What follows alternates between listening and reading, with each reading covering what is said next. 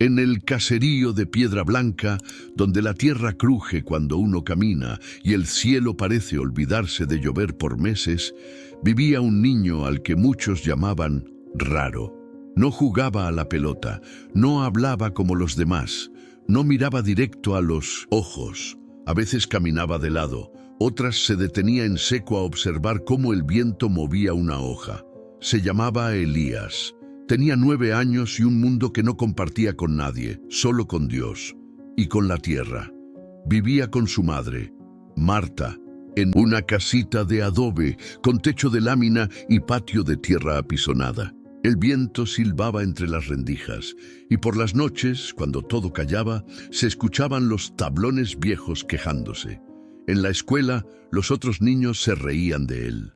Lo empujaban, le escondían el cuaderno, le decían el loco del polvo. En la iglesia, algunos susurraban que ni se quedaba quieto para escuchar al Señor. En el mercado, entre verduras y murmullos, decían que algo malo debía haber pasado durante el embarazo. Marta solo bajaba la cabeza y apretaba los labios. Nunca respondió nada, pero en el fondo se sentía sola. Sé que es distinto, pero es mío, solía repetir mientras bordaba de noche a la luz de un candil. Trabajaba duro en el campo, arreglaba cercas, ordeñaba vacas ajenas, vendía hierbas en el pueblo y protegía a Elías como podía, aunque a veces no supiera cómo. Él pasaba horas enteras dibujando, tomaba carbón, ramitas, hasta tierra mojada. Trazaba líneas sobre la tierra, puntos en la pared, curvas sobre la piedra. Marta no entendía. A veces se fastidiaba, pero lo dejaba. Pensaba que era una manía, una forma de tranquilizarse.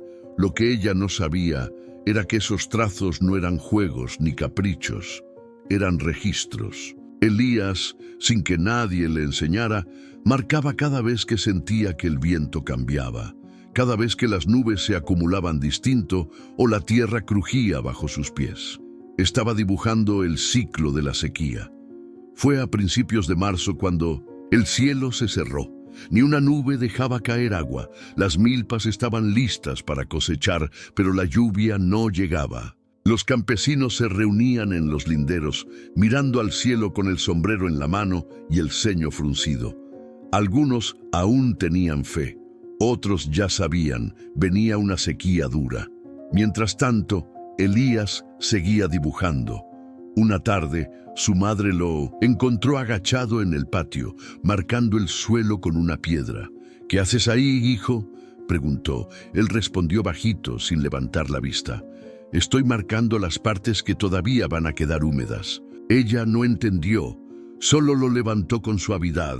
Había que recoger la ropa antes que se ensuciara con el polvo. En la escuela, Elías se sentaba al fondo. El maestro ya ni lo llamaba. Una niña una vez le pateó el cuaderno. Nadie dijo nada. En el pueblo los murmullos crecían. «Ese niño no está bien», pero Marta ya no se conmovía. Lo llevaba por los senderos como quien carga un tesoro que nadie sabe mirar. Mientras tanto, Elías seguía observando. Se sentaba bajo el mezquite del patio con una ramita fina y trazaba dibujos sobre la tierra seca. Trazaba caminos, espirales, marcas con números pequeños. Marta lo miraba por la ventana con una mezcla de cansancio y resignación. A veces quería llamarlo para que hiciera algo útil, pero se detenía. Algo en su forma de estar en silencio, en su concentración, le parecía sagrado.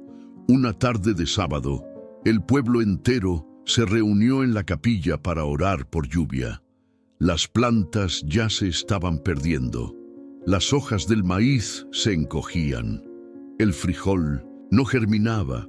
Las grietas en la tierra eran profundas como venas abiertas.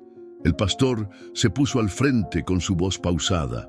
Las mujeres se arrodillaron con sus Biblias en las manos, los hombres con sombrero en el pecho, los niños inquietos al fondo.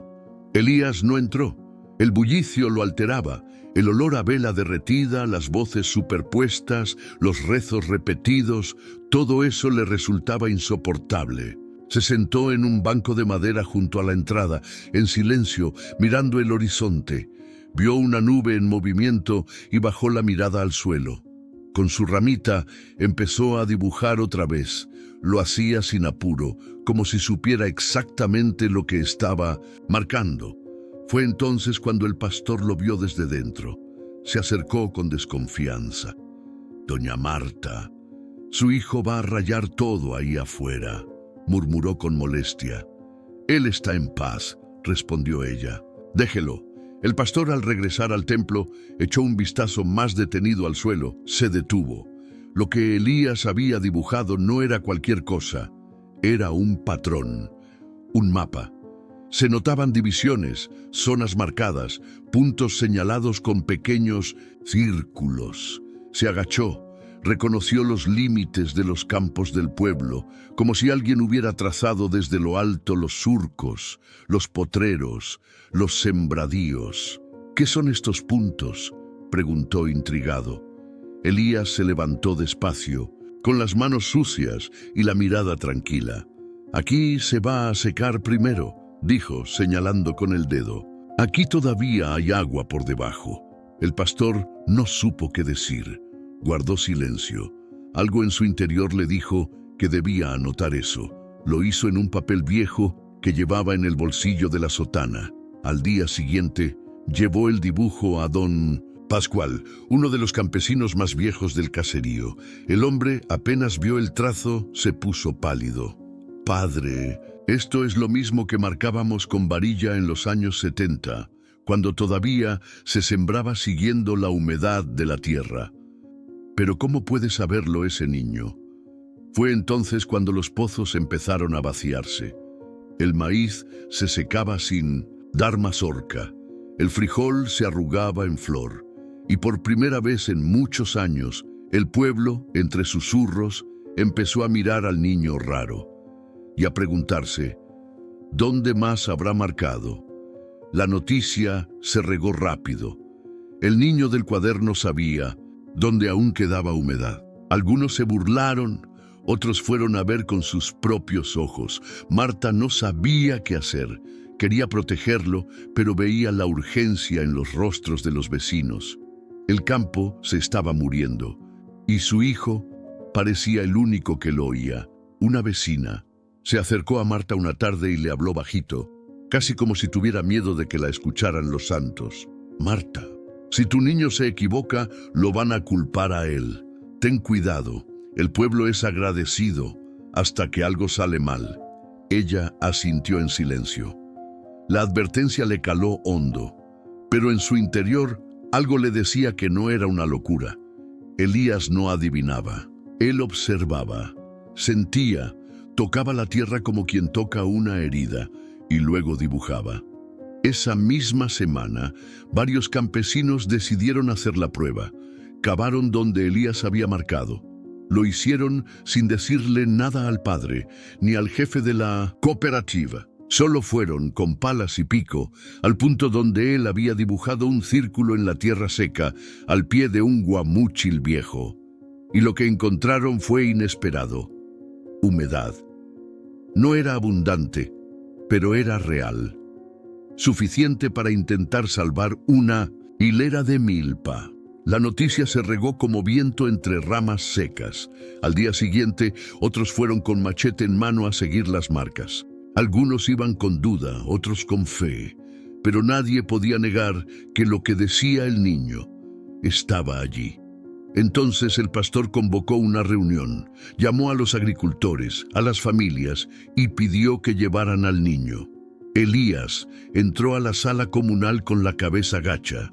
Lo acompañaba Marta con el corazón apretado. Las miradas lo seguían, algunas llenas de duda, otras de vergüenza. El jefe de la cooperativa se aclaró la voz. «¿Y ahora qué hacemos?», preguntó mirando a todos y luego a él. «Elías no», respondió de inmediato. Se acercó a la mesa y miró el tablón de madera. Con el dedo trazó de nuevo las líneas, los puntos secos, los que aún conservaban humedad, y luego habló.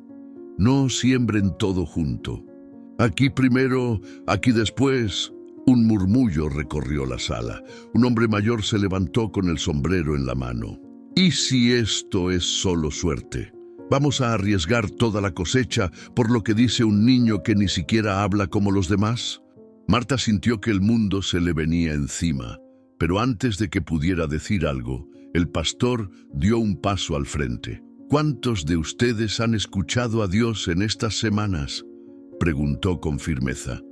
Porque este niño, él escucha, la tierra, silencio. El grupo decidió no seguir todo, pero sí parte del patrón que Elías había marcado. Era un riesgo, sí, pero era el único que les quedaba. La sequía empeoró. En los mapas del noticiero, Piedra Blanca ni siquiera aparecía. En los campos donde sembraron como siempre, no quedó nada. Solo ramas secas, hojas quebradas, surcos, rajados como labios resecos. Fue entonces cuando llegó una mujer de la capital. Era geóloga, venía enviada por un proyecto de apoyo rural. Caminó por las parcelas, hizo anotaciones y se detuvo exactamente en uno de los puntos marcados por Elías. ¿Quién trazó estas marcas?, preguntó. El pastor la miró y señaló al niño, que estaba en una esquina, dibujando en la tierra con una ramita. Ella se agachó, observó los trazos y murmuró sorprendida. Este niño entendió el acuífero de la región, sin necesidad de estudios. Frente a todos, la geóloga sacó una pequeña banderita de tela del bolsillo y la clavó en el suelo. Si siguen el patrón que este niño marcó, dijo con voz firme, pueden salvar más del 60% de la cosecha.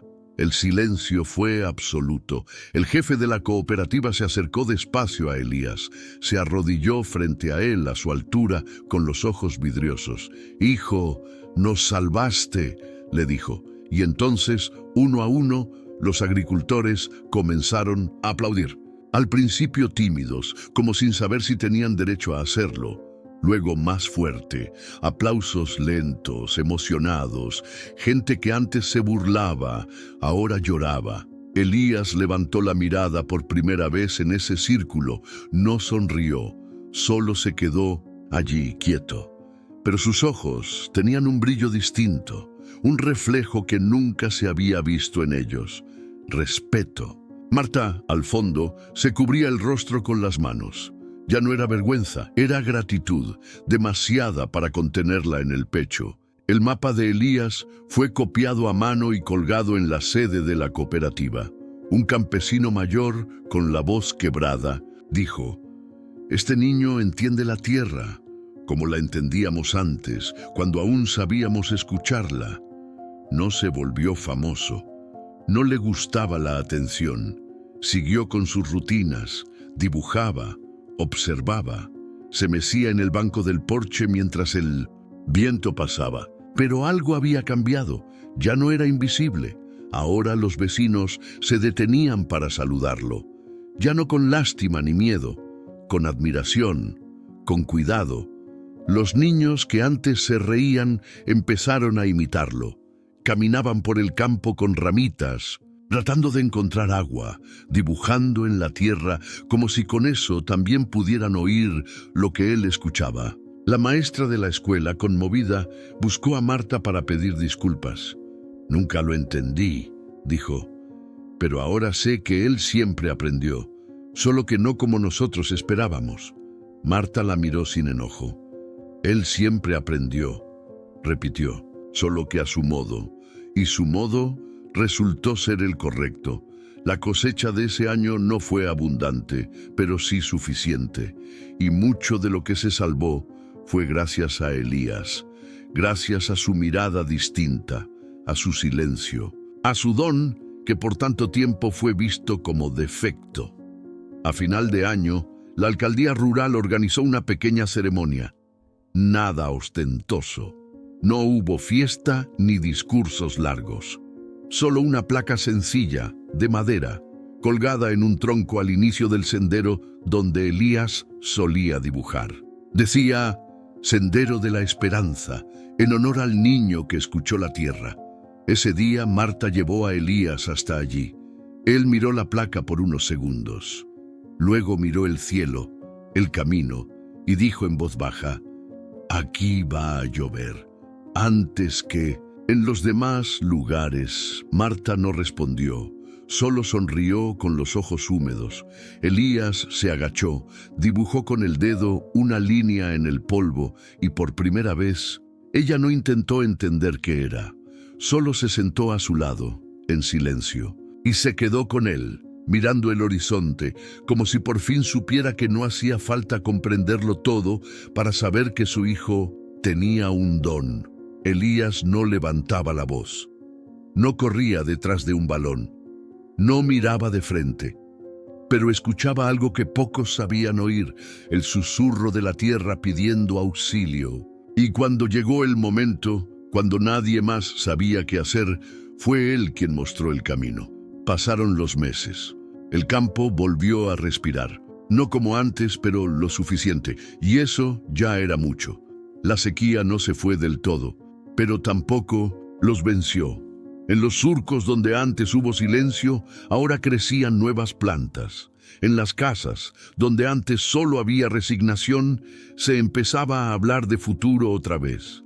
La placa con su nombre seguía allí, en el tronco del sendero. La gente del pueblo, sin hacer escándalo, empezó a llamarlo de otra forma. Ya no era el niño raro, era el que salvó la cosecha. Algunos simplemente decían: el niño que escucha. Elías no cambió. Seguía saliendo al patio con su ramita, observando el cielo, agachándose a tocar el suelo, dibujando espirales, líneas, puntos. Pero ahora nadie lo interrumpía. Nadie lo empujaba en la escuela. Nadie se burlaba cuando se quedaba quieto mirando cómo las gotas caían del techo de lámina, porque algo había cambiado en los demás. El pueblo entero aprendió una lección sin que se la dieran con palabras, que hay dones disfrazados de rareza, que hay niños que no gritan, pero que entienden cosas que los adultos olvidaron, que lo diferente no siempre es problema. En la escuela, la maestra colgó un dibujo de Elías en la pared del aula y escribió debajo: «No todos aprenden igual, pero todos tienen algo para enseñar». Un día, un periodista de la capital llegó al caserío. Quería entrevistarlo, sacarle fotos, pero Marta le dijo que no. «Mi hijo no necesita que el mundo lo vea. Él solo necesita que lo escuchen». El periodista insistió, pero Elías no quiso hablar. Solo le ofreció un dibujo, un patrón marcado, en el suelo, con zonas húmedas y secas. El hombre se lo llevó en silencio. Dicen que hasta hoy lo guarda colgado en su oficina, en un marco sencillo. Con los años, Elías siguió siendo el mismo. No buscó fama, no quiso premios, nunca pidió nada. Solo se mantuvo en su mundo, un mundo que ahora el pueblo aprendió a respetar, porque lo que para el mundo es extraño, para Dios puede ser un don,